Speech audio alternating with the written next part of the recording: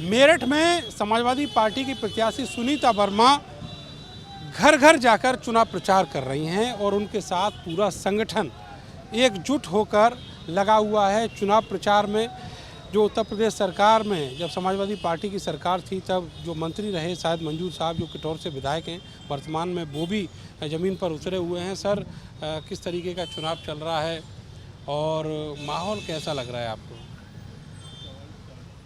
अगर माहौल की बात करें तो पूरे देश का माहौल, उत्तर प्रदेश का माहौल करीब करीब एक जैसा है और वो भारतीय जनता पार्टी के खिलाफ है। लेकिन चुनाव का माहौल सर? चुनाव का माहौल भारतीय जनता पार्टी के खिलाफ है जी। और अब अगर यूपी की बात करो तो कुछ ऐसी जाति और बिरादरी हैं जो तथाकथित रूप से कही जाती हैं कि वो भारतीय जनता पार्टी की समर्थक पार्टी है, ये बात कही जाती है। अब तमाम वही जाति जो हैं वो आज भारतीय जनता पार्टी के विरोध में खड़ी हैं, चाहे जाट हों, चाहे गुर्जर हों, चाहे ठाकुर हों या त्यागी हों या अदर बैकवर्ड हों।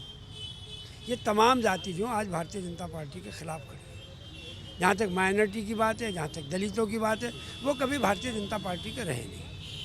तो माहौल क्लियर है, कोई दिक्कत की बात पूरे प्रदेश में कहीं नहीं। जो आपसे हाल ही में अलग हुए जयंत चौधरी, आप कह रहे हैं कि जाट भी जो है बीजेपी के खिलाफ खड़ा हुआ है और वो दावा भर रहे हैं, दम भर रहे हैं कि मुसलमान भी साथ है। आप जाट की बात कर, देखिए, मैं नेताओं की अगर बात करते हो, तो नेताओं से बात ना करो। नेता तो अपनी जगह हैं, नेता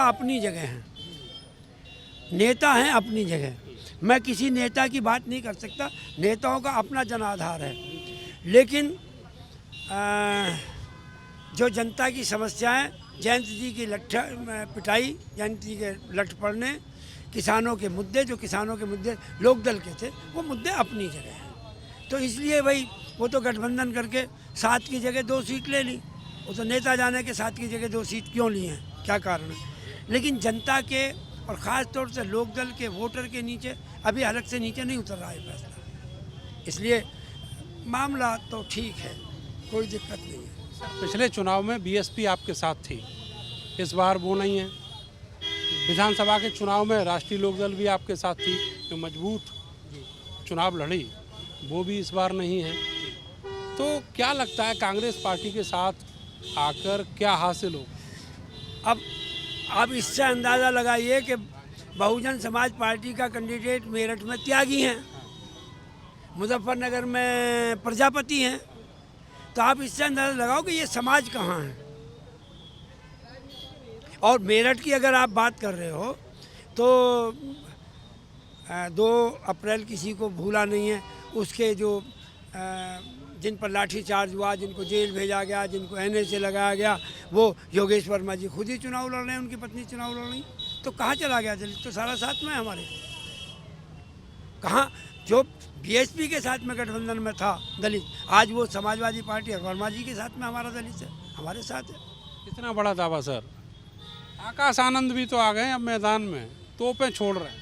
अब आकाश आनंद जी से ये सवाल किया कि भारतीय जनता पार्टी के समर्थित वोटों के जो कैंडिडेट हैं आपने वो क्यों दिए, चाहे वो प्रजापति हो चाहे वो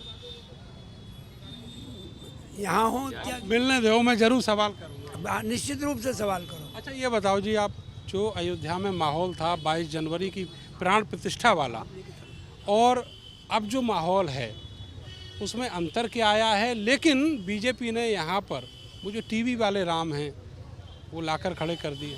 अब अंतर तो उन्हीं से पूछो कि अगर उनके पास कुछ मुद्दे थे और विकास थे तो ये कलाकार राम को लाने की क्या ज़रूरत थी। और राम तो कोई ट्रेडमार्क नहीं है भारतीय जनता पार्टी का। ये हिंदुस्तान के लोगों के कण कण, जो श्रद्धा के हिसाब से जो उनको मानते हैं, उनके कण कण में राम हैं। वो उसको नकली राम की आवश्यकता नहीं है, कलाकार राम की आवश्यकता नहीं है। और यहाँ मेरठ में मुझसे ज़्यादा उस माहौल को आप देख रहे हैं, जो गाड़ी से नहीं उतर रहे हैं, सड़क पे नहीं चल रहे हैं, दस्ताने पहन के वोट मांग रहे हैं, वो कलाकारी वहीं चल सकती है, यहाँ नहीं चल सकती। सर ये जो बात आपने कही कि राम जो है वो कड़कड़ में है, इमरान मसूद भी राम को लेकर कई लाइनें एक कविता की सुनाते हैं और वो भी कहते हैं कि हम भी राम के वंशज हैं, लेकिन फिर बीजेपी को लेकर वो एक खतरा बताते हैं। वो कहते हैं कि पहले तुम्हारा इलाज करेगी फिर मेरा इलाज करेगी। तो जब राम मन में है, दिल में है, तो वो राम तो शक्ति देने वाला है, डरना क्यों बीजेपी से? अब तो राम शक्ति देंगे, उन्हीं की शक्ति से तो हम चुनाव लड़ रहे हैं। खुदा की, ईश्वर की, राम की शक्ति से ही तो हम खड़े हैं, वरना तो भारतीय जनता पार्टी और उसमें हिटलर टाइप के लोग हमें तो कभी के पीट दिए होते, दबा दिए होते। वो तो हम उसी की, ऊपर वाले की शक्ति है जो हमारे साथ है, और उसी शक्ति जो है इंशाल्लाह काम करेगी पूरा। सर मैनिफेस्टो लेके आए हैं बीजेपी वाले, इतना लंबा तगड़ा, गली गली और गांव गांव, शहर शहर उसका प्रचार शुरू हो गया। अब मैनिफेस्टो तो 15 लाख भी लेकर आए थे, वो 2 करोड़ रोज़गार भी लेकर आए थे, वो रुपए को डॉलर के बराबर भी करना लेकर आए थे, वो काला धन वापस लाने का भी आए थे, वो जितने भी वो यहाँ से भगोड़े हैं उनको वापस लाने की भी बात हुई थी, और जो काला धन देश में रोकने की बात है उसकी भी बात थी। अब उनके मैनिफेस्टो पे पब्लिक अगर इंतज़ार करती है और उनके मैनिफेस्टो पे कोई यकीन करती तो नकली राम को लाने की आवश्यकता नहीं पड़ती। सर ज़बरदस्त फायर हो रहे हैं आप बीजेपी पे नहीं हूँ मैं, बीजेपी पे फायर नहीं हूँ। हमारे बहुत सारे मित्र हैं, भारतीय जनता पार्टी में हमारे मित्र हैं, मगर मेरठ के चुनाव में वो नज़र नहीं आ रहे, इसलिए कि कहीं ना कहीं दर्द ज़रूर है। जो कुछ हुआ है असली और नकली में, उसका दर्द ज़रूर है। वो आपकी उम्र वाले जो मित्र हैं, तो क्या मतलब जख्म लिए घूम रहे हैं? मुझे नहीं लगता कि कहीं शहर में चुनाव में दिखाई नहीं देते, जख्म तो है ज़रूर। उनकी सत्ता हिल गई, मुझे लगता है हिलेगी।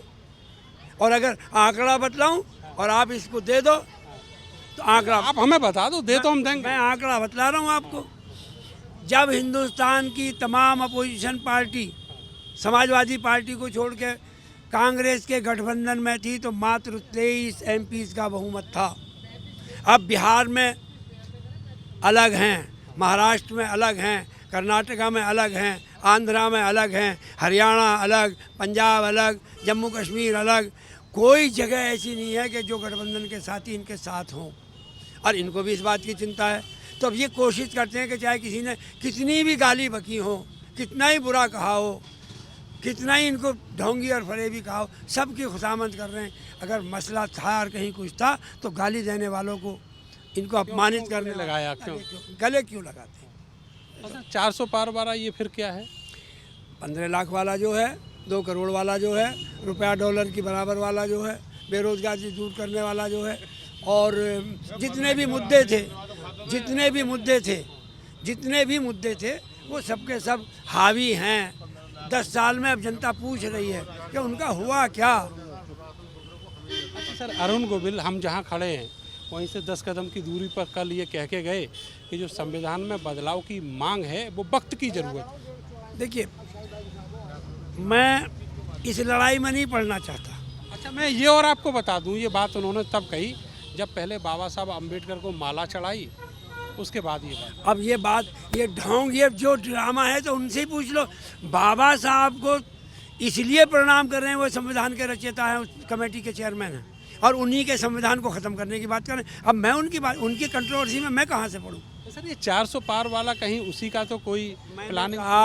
400 पार तो तब देखी जाएगी जब पहले पुराने वादे तो पूरे कर लें। जैसे वो वादे जुमले थे, ऐसी ये 400 पार का भी जुमला है। मैनिफेस्टो भी 2047 वाला है अब की बार।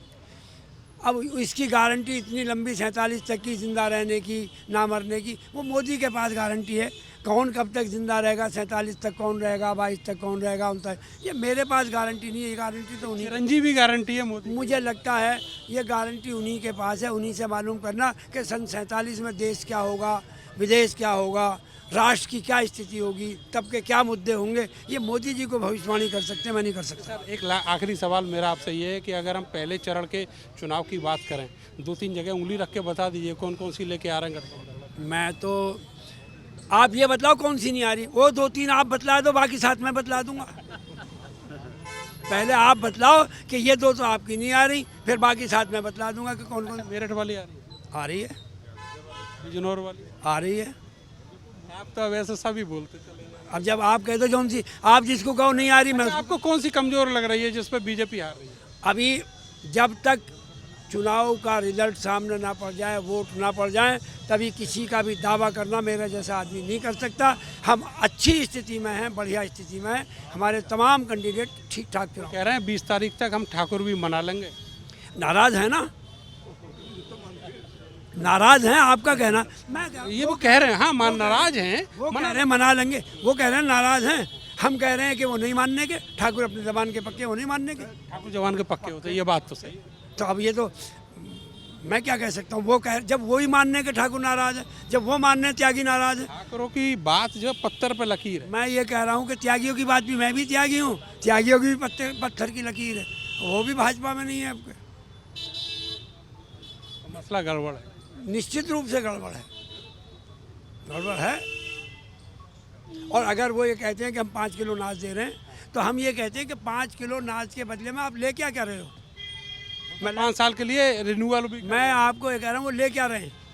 बिजली का बिल किसान से, मजदूर से ले माफ़ कर दिया, डीजल की घटा दी, जो भी मूलभूत की समस्याएं क्या उनको हल कर दिया, वो बतलाए ना।